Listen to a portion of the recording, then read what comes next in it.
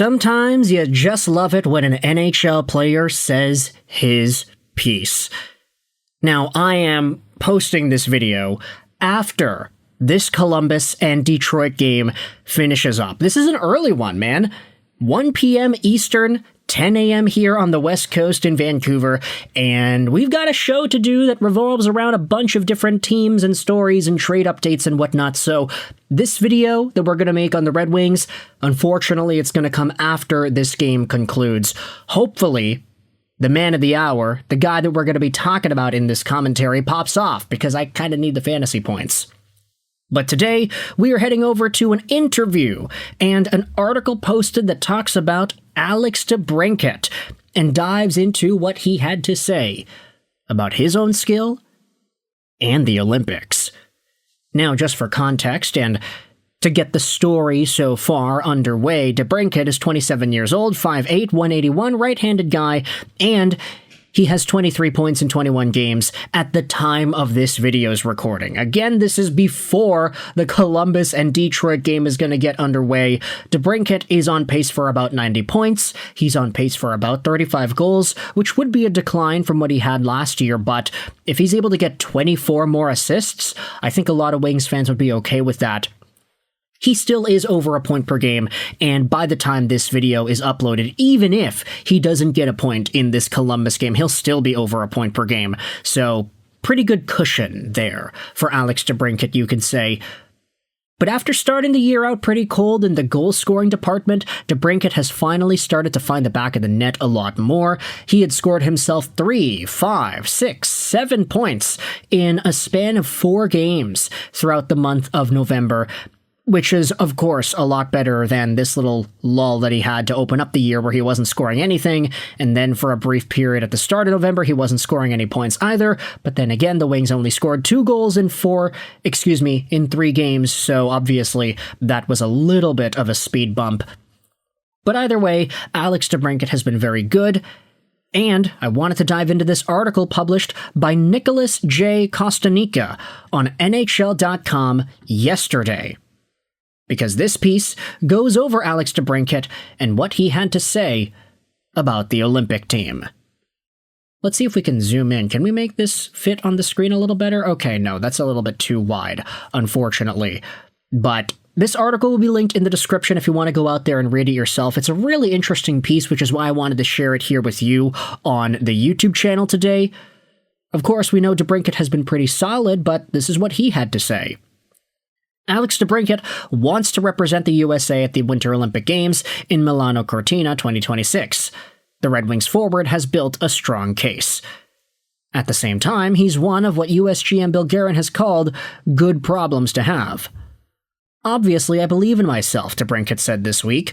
I believe I should be on that team. I feel good right now.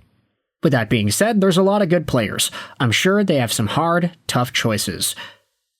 The United States hasn't won an Olympic gold in men's ice hockey since 1980, or a best-on-best tournament since the 1996 World Cup of Hockey.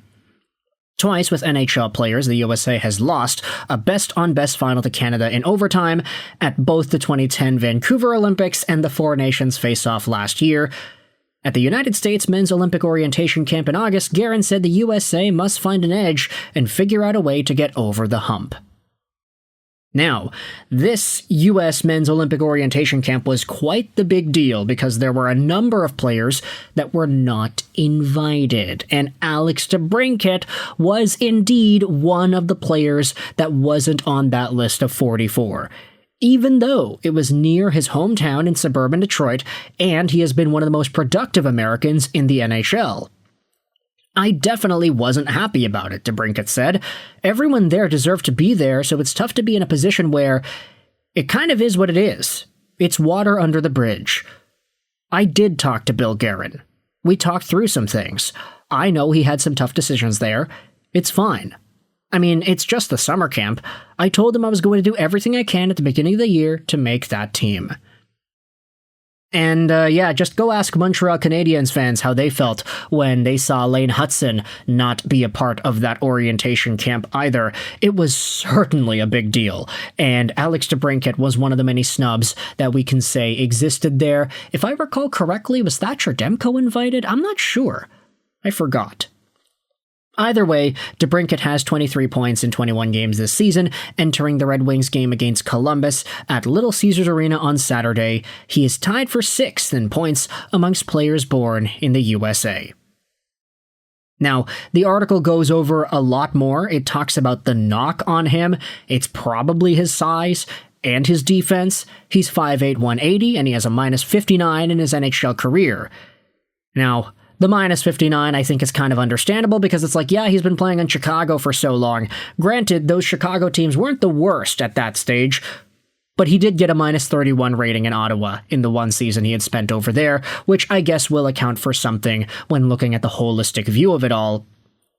The U.S. executives and coaches also must project how each player would fit in the Olympic lineup and perform under pressure in a best-on-best situation. Many players will play a different role than they usually do for their NHL teams. Take Dylan Larkin. In Detroit, he's the captain and number 1 center. For the U.S. at the Four Nations, he played in the bottom 6. Although he had 12 power play goals at the time, 3rd in the NHL, he didn't play on the power play. He killed penalties.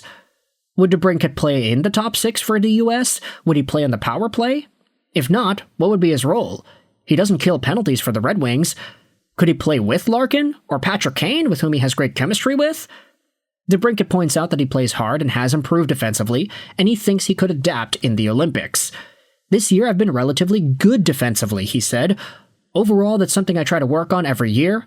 I don't think I play soft by any means. I think I can go out there and grind and kind of play the same way I do now, but in a lower role, I think, with a little less playing time.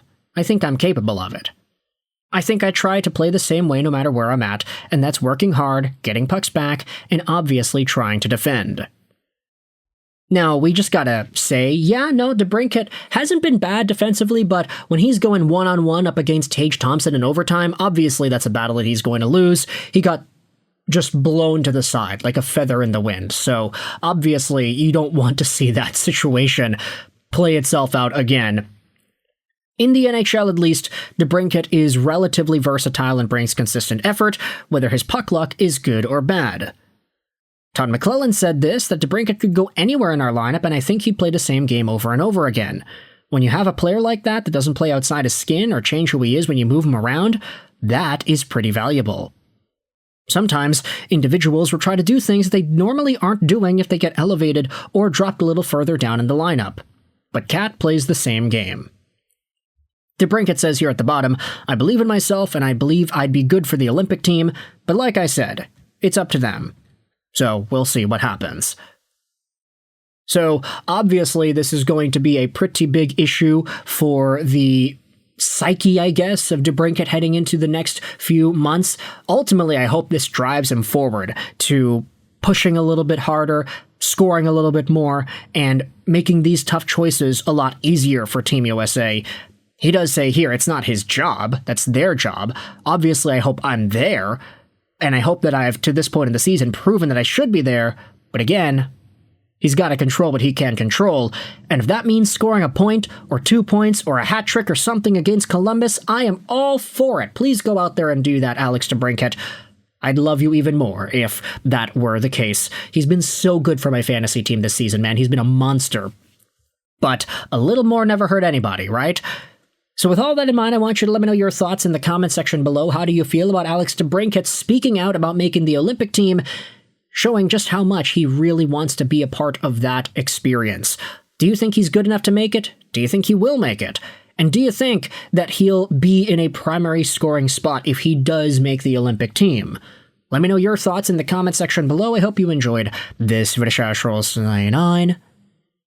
And bye.